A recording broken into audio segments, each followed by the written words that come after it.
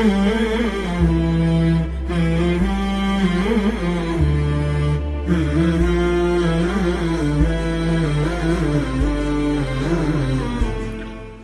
باللہ من الشیطان الرجیم، بسم اللہ الرحمن الرحیم، الحمدللہ رب العالمین، صلی اللہ علی محمد وآلہ اجمعین،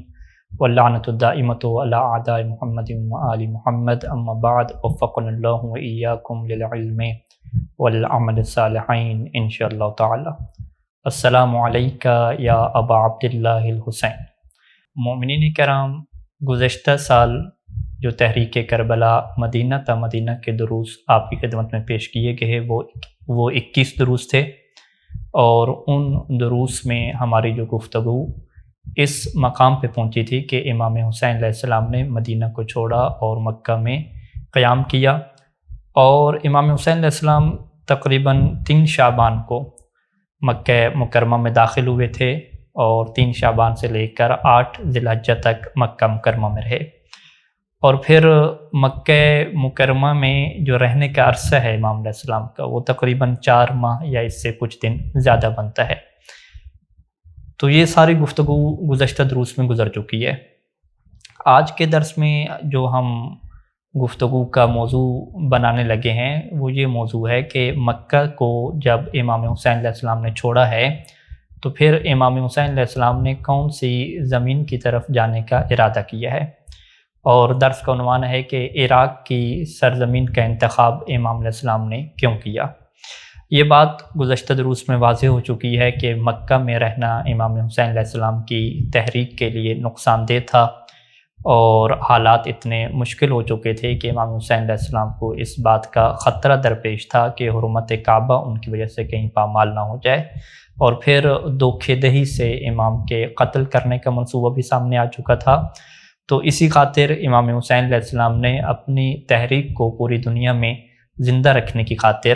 60 ہجری کو صبح سحری کے وقت یا صبح طلوع فجر کے وقت مکہ کو چھوڑا ہے، اور سب لوگوں کو اعلان کر کے بتلا دیا تھا کہ ہم مکہ کو چھوڑ کے جانے والے ہیں۔ اور یہاں پہ جب مکہ کو چھوڑ کے امام علیہ السلام نے سفر کا ارادہ کیا تو امام کے سفر کا جو ارادہ تھا وہ عراق کی سرزمین کوفہ کی جانب تھا۔ تو اب یہاں پہ یہ سوال ابھر کے آتا ہے کہ آخر امام حسین علیہ السلام نے جب مدینہ کو چھوڑا، مکہ میں آئے اور پھر مکہ کو چھوڑنے کا ارادہ کیا، تو پوری دنیا میں سے سرزمین عراق کو کیوں انتخاب فرمایا؟ کیوں امام حسین علیہ السلام عراق میں جانا چاہتے تھے؟ اس کے پیچھے وجوہات کیا ہیں؟ یہ ایک ایسا سوال ہے کہ اس سوال کا جواب خود امام حسین علیہ السلام نے اپنے بہت سارے خطبات میں، اپنے بہت سارے اس کلام میں دیا ہے کہ جو ان کا لوگوں کے ساتھ ہوا۔ لوگوں نے سوال کیا، یہی سوال کا موضوع ہوتا تھا کہ آپ کہاں جا رہے ہیں، کیوں جا رہے ہیں؟ تو امام علیہ السلام نے اپنے مختلف حالات میں، اپنے مختلف بیانات میں، اپنے مختلف خطبات اور مکالمات میں اس سوال کا جواب واضح کیا ہے۔ ہم نے ان تمام چیزوں کو جب جمع کیا اور ان کے اندر گہرا مطالعہ کیا، اور اہل جو فن ہیں، جو اہل تاریخ کے اوپر گہری نگاہ رکھنے والے ہیں، انہوں نے جب اس چیز کا تجزیہ کیا تو 4 وجوہات ہمارے سامنے آئیں۔ یعنی امام حسین علیہ السلام مکہ کو چھوڑ کر عراق کی زمین کا انتخاب کیوں کرتے ہیں، تو ہم یہ جواب آپ کے سامنے رکھیں گے کہ 4 وجوہات ایسی ہیں کہ جن اسباب کی بنا پہ، جن وجوہات کی بنیاد پہ امام علیہ السلام نے مکہ کو چھوڑ کے عراق کی سرزمین کا انتخاب فرمایا ہے۔ ان میں سے جو پہلی 2 وجوہات ہیں وہ آج کے درس میں جو ہے وہ ڈسکس ہوں گی، اور انشاءاللہ تعالی اگلے جو درس ہے اس میں جو باقی 2 وجوہات ہیں وہ آپ کے سامنے پیش کی جائیں گی۔ سب سے جو پہلی وجہ ہے کہ عراق کی سرزمین کو انتخاب کرنے کی وجہ یہ تھی کہ عراق تشیع کا مرکز تھا، عراق اہل بیت علیہ السلام کے چاہنے والوں کا مرکز تھا۔ عراق اس طرح نہیں تھا کہ جس طرح اہل شام تھا یا شام کے علاقے تھے یا دنیا کے باقی علاقے تھے، نہیں، عراق کے اندر جو لوگ رہتے تھے وہ دل و جان سے امام حسین علیہ السلام اور خاندان اہل بیت علیہ السلام سے محبت کرنے والے تھے، اور اس کے اوپر ہمارے بہت سارے تاریخی شواہد ہیں کہ عراق کو شیعوں کا مرکز کیوں کہا جاتا تھا۔ چند ایک تاریخی شواہد آپ کی خدمت میں ہم پیش کریں گے۔ سب سے جو پہلا شاہد ہے وہ عبداللہ بن عیاش بن ابی ربیہ نے جب امام حسین علیہ السلام سے یہ سوال پوچھا، اور یہ سوال یہ عبداللہ بن عیاش نے امام علیہ السلام سے ابوا کا ایک مقام ہے، مدینہ سے مکہ کے درمیان پہ ایک منزل ہے، وہاں پہ جب پہنچے تو عبداللہ بن عیاش نے یہ سوال رکھا امام علیہ السلام کے سامنے کہ اے ابن فاطمہ، اے ابن الزہرا، اے فاطمہ کے بیٹے، آپ کہاں جانے کا ارادہ رکھتے ہیں؟ تو امام حسین علیہ السلام نے دیکھیں کیا جواب ارشاد فرمایا۔ آپ نے فرمایا الی العراق و شیعتی، کہ میں عراق اور اپنے شیعوں کی طرف جا رہا ہوں۔ عراق کے ساتھ اس جملے کو جوڑنا وشیعتی اس بات کی واضح دلیل ہے کہ عراق تشیع کا مرکز سمجھا جاتا تھا۔ اسی طریقے سے دوسرا ہمارے پاس تاریخی شاہد عبداللہ بن عباس اور امام حسین علیہ السلام کا وہ مکالمہ ہے کہ جس میں عبداللہ بن عباس نے امام حسین علیہ السلام کو یہ مشورہ دیا کہ اگر آپ کا نکلنا ضروری ہے تو آپ یمن کے علاقے میں چلے جائیں، وہاں پہ آپ کے والد کے چاہنے والے یعنی امیر المومنین علیہ السلام کے چاہنے والے لوگ موجود ہیں، ان کے قلعے بڑے مضبوط ہیں، آپ وہاں پہ محفوظ ہو جائیں گے۔ تو امام حسین علیہ السلام نے جواب میں یہ ارشاد فرمایا کہ لا بد لی من العراق، کہ میرے لیے عراق جانا ضروری ہے۔ تو یہاں سے بھی یہ بات ہمارے سامنے آتی ہے کہ امام عراق کو لازمی اپنے لیے قرار دے رہے ہیں۔ تو لہٰذا عراق کا جو انتخاب ہے شیعہ ہونے کی وجہ سے اور خود عراق کی اپنی ایک اہمیت ہے، اس بنیاد پہ امام حسین علیہ السلام عراق کا انتخاب کرتے ہیں۔ یعنی جو اس کی وجہ ہے وہ فقط اہل کوفہ کے خطوط نہیں ہیں کہ انہوں نے امام حسین علیہ السلام کو خط لکھا تھا، بلکہ امام علیہ السلام اپنی تحریک کے لیے عراق کی سرزمین کو ضروری قرار دیتے تھے، اور انشاءاللہ اس کی جو وضاحت ہے مزید آگے جا کے آپ کے سامنے آئے گی کہ عراق ہی وہ زمین تھی کہ جس زمین پہ امام علیہ السلام کا جو پیغام ہے، امام کی جو تحریک ہے اور جو بنی امیہ کی حکومت اور بادشاہت ہے، اس کے خلاف جس طریقے سے پیغام عراق کی سرزمین سے پھیل سکتا تھا، کوئی ایسی زمین موجود نہیں تھی کہ جہاں سے امام حسین علیہ السلام کی اس شہادت اور شہادت کے بعد جو پیغام ہے وہ پوری دنیا میں پھیل سکے۔ یہ دو شاہد ہو گئے۔ تیسرا شاہد کوفہ علوی تحریک کا مرکز رہا ہے۔ امیر المومنین اسلام کے زمانہ میں کوفہ اور عراق ایک مرکزی حیثیت میں رہا ہے، اور یہاں پہ علوی افکار پروان چڑھے ہیں، اور یہی کوفہ والے ہیں، یہی عراق والے ہیں کہ جنہوں نے حضرت علی علیہ السلام کے دور میں جنگ جمل اور صفین میں امام علیہ السلام کا ساتھ دیا، اور اہل کوفہ کے یہ جملے امام علیہ السلام کے لیے موجود ہیں تاریخ میں۔ کتاب الامامہ والسیاسہ میں یہ جملے موجود ہیں کہ اہل کوفہ امیر المؤمنین علی بن ابی طالب علیہ السلام سے یہ کہا کرتے تھے کہ سر بنا یا امیر المؤمنین حیث احببت، کہ اے امیر المؤمنین ہمیں آپ جہاں لے کر جانا چاہتے ہیں ہمیں لے جائیں، فنحن حزبک و انصارک، ہم آپ کا گروہ ہیں، ہم آپ کے مددگار ہیں، نعادی من عاداک، جو آپ سے دشمنی رکھتا ہے ہم اس سے دشمنی رکھیں گے، اور ہم اسی کے فرماندار ہوں گے جو آپ کی طرف پلٹتا ہے اور آپ کی واطاعک اور آپ کی اطاعت کرتا ہے۔ اور امیر المومنین اسلام بھی کوفہ والوں کی محبت کا جو جواب ہے وہ بڑے بہترین طریقے سے دیا کرتے تھے، اور یہ امام علیہ السلام کے جملات اور خطبات میں یہ جملے اہل کوفہ کے لیے ہمیں مختلف کتب میں ملتے ہیں۔ جیسا کہ میرے سامنے ایک عبارت ہے، یہ بھی اسی الامامہ والسیاسہ سے ہے کہ یا اہل الکوفہ انتم اخوانی و انصاری و اعوانی علی الحق، امیر المومنین اسلام اہل کوفہ کو یہ فرما رہے ہیں کہ تم ہی ہو میرے بھائی، میرے مددگار، اور حق کے اوپر میرے مددگار تم ہی ہو۔ تم ہی ہو کہ اضرب المدبر و ارجو اتمام طاعت المقبل، کہ تمہاری وجہ سے مجھے یہ امید ہے کہ جو حق سے پیچھے ہٹ رہا ہے میں اس کے ساتھ جہاد کروں، اور جو بڑھ رہا ہے ہماری طرف اس کی اطاعت کو میں تمہارے ذریعے سے مکمل کر دوں۔ اسی طریقے سے امیر المومنین اسلام کے یہ بھی جملے ہیں کہ الکوفۃ کنز الایمان و جمجمۃ الاسلام و سیف اللہ و رمحہ یضعہ حیث یشاء، کہ کوفہ ایمان کا خزانہ ہے، اسلام کا مرکز ہے، اللہ تعالیٰ کی تلوار ہے، اللہ تعالیٰ کا نیزہ ہے جسے وہ جہاں چاہے رکھتا ہے۔ تو یہ ایسی تاریخی واقعات ہمارے سامنے موجود ہیں کہ جس میں امیر المومنین اسلام کوفہ کو تشیع کا مرکز، اسلام کا مرکز بیان فرماتے تھے، اور یہی وجہ ہے کہ امام حسین علیہ السلام نے بھی کوفہ جانے کا ارادہ کیا، اگرچہ اس وقت جو کوفہ کے حالات تھے وہ بڑے مشکل ہو چکے تھے کہ کوفہ میں ظالم اور سخت گیر گورنر جیسے مغیرہ بن شعبہ، زیاد بن ابیہ کو مقرر کیا گیا تھا کہ جنہوں نے اہل کوفہ پر ظلم و ستم کے پہاڑ توڑ دیے، انہیں امن و آسائش سے محروم کر دیا اور ان پر بہت ساری مالی اور اقتصادی پابندیاں لگا رکھی تھیں۔ لیکن کوفہ والے اس ظلم کے باوجود بھی محبت اہل بیت علیہ السلام کو اپنے دل میں بٹھائے ہوئے تھے اور بنی امیہ کی حکومت سے شدید نفرت رکھتے تھے، اور ان کے دلوں میں یہ تمنا، یہ خواہش پل رہی تھی کہ خاندان اہل بیت میں سے کوئی فرد آئے اور ہمارے پاس آئے اور یوں ہم ان ظالم حکمرانوں کا تختہ الٹ کے رکھ دیں۔ تو یہ تیسرا شاہد ہو گیا کہ اہل عراق اور کوفہ تشیع کا مرکز سمجھا جاتا تھا، یعنی امام حسین علیہ السلام جب نکل رہے ہیں تو وہ اپنے لوگوں کے پاس جائیں گے، وہ اپنے لوگ کے جن کے پاس جائیں گے، اور اگر وہاں پہ وہ شہید ہو جاتے ہیں تو وہی لوگ اس بات کا سبب بنیں گے کہ احتجاج کریں گے، امام کے پیغام کو آگے پھیلائیں گے، اور ایک میڈیا کا جو سسٹم ہے وہ کریٹ ہوگا کہ امام کی قربانی کیوں ہوئی اور کیوں امام علیہ السلام شہید ہوئے اور کس طرح سے ظلم ہوا۔ یہ ساری چیز عراق کی سرزمین سے دوسری جگہوں پہ پھیل سکتی تھی، وگرنہ مکہ اور مدینہ کے حالات ایسے تھے کہ اگر امام علیہ السلام وہاں پہ شہید ہو جاتے تو یہ پھر قصہ ادھر ہی دب جاتا اور کوئی دنیا والے اس کو نہ جان سکتے کہ آخر ہوا کیا ہے اور کیوں فرزند زہرا کو،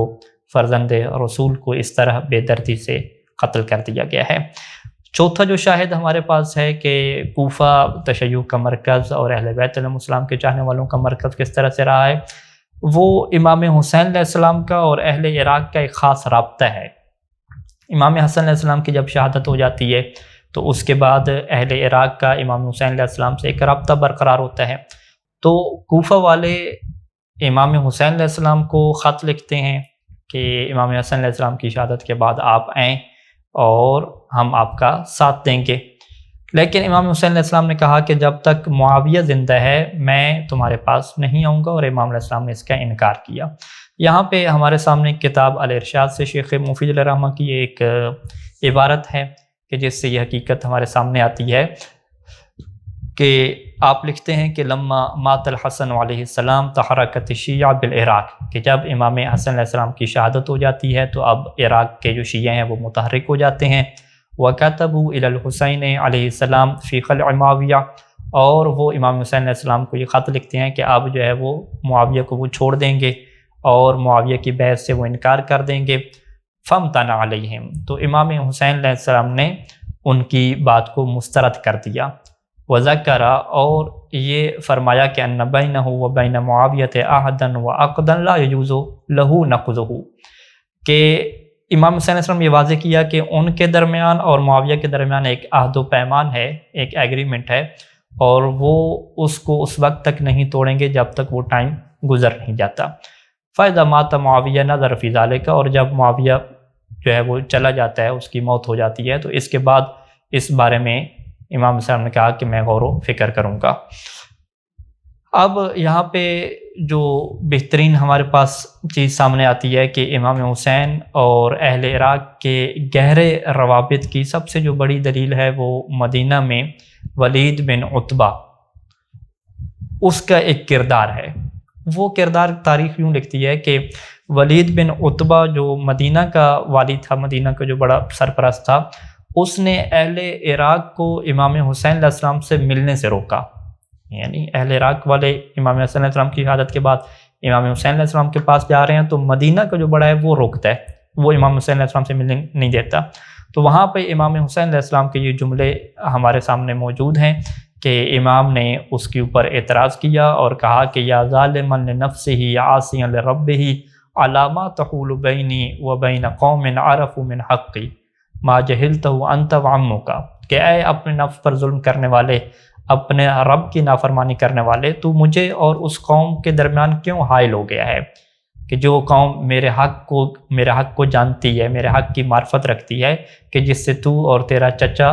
آشنا نہیں ہے۔ اور اسی طریقے سے بہت سارے شواہد ہمارے پاس اس بات کے اوپر موجود ہیں کہ کوفہ اور جو عراق کی سرزمین تھی وہ تشیع کا مرکز سمجھی جاتی تھی، وہ اہل بیت علیہ السلام کے چاہنے والے، اہل بیت علیہ السلام سے محبت کرنے والوں کا شہر سمجھا جاتا تھا، ان کا ملک سمجھا جاتا تھا، اور باقاعدہ ان لوگوں کے خاندان اہل بیت علیہ السلام کے ساتھ رابطے رہتے تھے۔ تو یہ پہلا سبب ہے کہ جس کی وجہ سے امام حسین علیہ السلام نے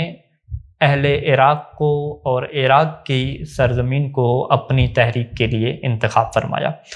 دوسری وجہ جو ہمارے سامنے آتی ہے کہ بہت ساری روایات ایسی ہیں کہ جس سے یہ بات واضح ہوتی ہے کہ عراق کی سرزمین امام حسین علیہ السلام کی شہادت کے لیے منتخب ہو چکی تھی، یعنی یہ اللہ تعالیٰ کا فیصلہ تھا، اللہ تعالیٰ کی طرف سے امام حسین علیہ السلام کے لیے عراق کی سرزمین کو منتخب کیا جا چکا تھا کہ امام حسین علیہ السلام عراق کی سرزمین میں کربلا میں شہید ہوں گے۔ یہاں پہ ہمارے سامنے بہت ساری روایات ہیں، خود اہل سنت کی کتب میں، ہماری کتب میں ہیں۔ حضرت ام سلمہ کا وہ واقعہ آپ کے سامنے ہے کہ جب آپ نے مدینہ چھوڑنے کا ارادہ کیا اور ام سلمہ آپ کے پاس آئیں اور یہ کہنے لگیں کہ آپ جب عراق جا رہے ہیں تو منع کیا امام حسین علیہ السلام کو، کہا بیٹا مجھے اپنے عراق جانے سے غمگین نہ کرو، میں نے تمہارے نانا حضرت محمد صلی اللہ علیہ وآلہ وسلم سے سنا ہے کہ میرا یہ بیٹا حسین عراق کی سرزمین پر ایک ایسی جگہ کہ جسے کربلا کہا جاتا ہے شہید کر دیا جائے گا۔ اس ٹائم پہ جو ہے وہ امام حسین علیہ السلام نے نہایت اطمینان سے جواب دیا کہ یا امہ انا واللہ اعلم ذالک، کہ اے میری ماں خدا کی قسم میں اس بات کو جانتا ہوں، وانی مقتول لا محالہ ولیس لی من ھذا بد، اور میں لا محالہ قتل کر دیا جاؤں گا اور اس سے فرار میرے لیے ممکن نہیں ہے۔ پھر امام نے یہ فرمایا کہ میں تو وہ دن بھی جانتا ہوں کہ جس دن میں مجھے قتل کیا جائے گا، اور میں اس بندے کو بھی جانتا ہوں کہ جو مجھے قتل کرے گا، اور اس جگہ کو بھی جانتا ہوں کہ جہاں پہ مجھے دفن کر دیا جائے گا، اور میں ان کو بھی جانتا ہوں کہ جو میرے اہل بیت میں سے، میرے شیعوں میں سے، میرے قریبیوں میں سے جن کو قتل کر دیا جائے گا اس کو بھی میں جانتا ہوں۔ اور پھر امام نے فرمایا کہ وَإِنْ أَرَدْتِ يَا أُمَّا أُرِيكِ حُفْرَتِي وَمَضْجَعِي، کہ اے میری ماں اگر تم چاہو تو میں تمہیں اپنی قبر اور اپنی جو شہادت کی جگہ ہے وہ تمہیں دکھا سکتا ہوں۔ اور اس ٹائم پہ مقام اعجاز کے طور پہ امام حسین علیہ السلام نے وہ جگہ بھی دکھائی، اور وہاں سے جو خاک ہے وہ بھی اٹھا کے دی، اور پھر ایک تفصیلی جو واقعہ ہے وہاں پہ۔ تو اس جیسے جو واقعات ہیں اس بات کو واضح کرتے ہیں کہ اللہ کے رسول صلی اللہ علیہ وآلہ وسلم یہ بات واضح کر چکے تھے کہ امام حسین علیہ السلام نے عراق کی سرزمین کے اوپر شہید ہونا ہے۔ تو لہٰذا یہ دوسری وجہ بنے گی کہ عراق کی سرزمین کا انتخاب الہی انتخاب تھا، اللہ کی طرف سے ہی اس زمین کا انتخاب کر لیا گیا تھا۔ اور اسی بات کے اوپر مزید بھی ہمارے پاس شواہد ہیں۔ جناب محمد بن حنفیہ نے امام حسین علیہ السلام کو جب کوفہ جانے سے روکا تو امام نے اپنے عزم و یقین کا اظہار کرتے ہوئے یوں ارشاد فرمایا تھا کہ واللہ یا اخی لو کنت فی حجر حامۃ من حوام الارض لاستخرجون منہ حتی یقتلونی، کہ خدا کی قسم کہ اگر میں زمین کے کسی بھی حشرات الارض کے بل میں جا کے چھپ جاؤں تو یہ لوگ مجھے وہاں سے نکالیں گے اور مجھے قتل کر دیں گے۔ میرا قتل ہونا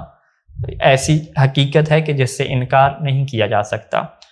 اور پھر امام علیہ السلام نے ابن زبیر کے سامنے یہ فرمایا تھا کہ لئن ادفن بشاط الفرات احب الی من ان ادفن بفناء الکعبہ، کہ میرے لیے یہ بات بہت ہی زیادہ پسندیدہ ہے کہ میں فرات کے کنارے پہ دفن ہوں، اس بات سے زیادہ پسندیدہ ہے کہ مجھے کعبہ کے ساتھ کعبہ کے صحن میں دفن کیا جائے، یعنی کعبہ کے صحن میں دفن ہونے سے زیادہ مجھے یہ پسند ہے کہ مجھے شاطئ فرات اور فرات کے کنارے پہ دفن کیا جائے۔ اور پھر اسی طریقے سے اور الفاظ بھی ہیں وَلَئِنْ أُقْتَلُ بِالطَّفْ أَحَبُّ إِلَيَّ مِنْ أَنْ أُقْتَلَ بِالْحَرَمِ، کہ مجھے طف کے مقام پہ یعنی کربلا کے مقام پہ قتل کر دیا جائے، یہ بات مجھے زیادہ پسند ہے اس بات سے کہ مجھے حرم میں قتل کر دیا جائے۔ تو اس جیسی بہت ساری ایسی ہمارے پاس روایات ہیں کہ جن سے یہ بات واضح ہوتی ہے کہ امام حسین علیہ السلام سب لوگوں کو یہ بتلا رہے تھے کہ کربلا کی زمین، عراق کی سرزمین میرے لیے منتخب ہو چکی ہے، اللہ کی طرف سے منتخب ہو چکی ہے اور مجھے ادھر ہی جانا ہے، اس کے علاوہ میں کہیں اور پہ نہیں جاؤں گا۔ تو آج کے درس کا خلاصہ یہ ہے کہ جو پہلی دو وجوہات ہم نے آپ کے سامنے رکھی کہ پہلی وجہ کہ عراق کی طرف اس لیے جا رہے تھے کہ وہ اہل تشیع اور اہل بیت علیہ السلام سے محبت کرنے والوں کا مرکز تھا، وہاں پہ امام حسین علیہ السلام کی قربانی ضائع نہیں جائے گی، وہاں پہ امام علیہ السلام شہید ہوں گے، قتل ہوں گے، تو ان کی تحریک کو پھیلانے والے، ان کی خبروں کو پھیلانے والے اور دنیا کو بتلانے والے بہت سارے لوگ موجود ہوں گے۔ جبکہ اس طرح کے حالات مدینہ اور مکہ میں امام علیہ السلام کے سامنے، یا مدینہ اور مکہ کے علاوہ یمن یا کسی دور دراز مخفی علاقے میں کہ جہاں پہ امام علیہ السلام کے چاہنے والے اتنی تعداد میں نہیں ہیں جتنی تعداد میں اہل عراق میں ہیں، کوئی اور جگہ امام علیہ السلام کے پاس موجود نہیں تھی۔ یہ وجہ ہوگی۔ دوسری وجہ ہم نے آپ کے سامنے رکھی کہ امام حسین علیہ السلام نے اپنی روایات کے ذریعے سے ہمیں یہ بتلایا اور اللہ کے رسول صلی اللہ علیہ وآلہ وسلم کی باتوں کو ہمارے سامنے رکھا کہ زمین کربلا ہی ایک ایسی زمین ہے کہ جہاں پہ امام حسین علیہ السلام کو دفن کیا جانا ہے، جہاں پہ امام حسین علیہ السلام قتل ہوں گے، اور گویا کہ امام یہ بتلانا چاہ رہے تھے کہ یہ وہ زمین ہے کہ جس کا انتخاب اللہ کی طرف سے میرے لیے کیا جا چکا ہے۔ والسلام علیکم ورحمۃ اللہ وبرکاتہ۔ السلام علیکہ یا ابا عبداللہ الحسین۔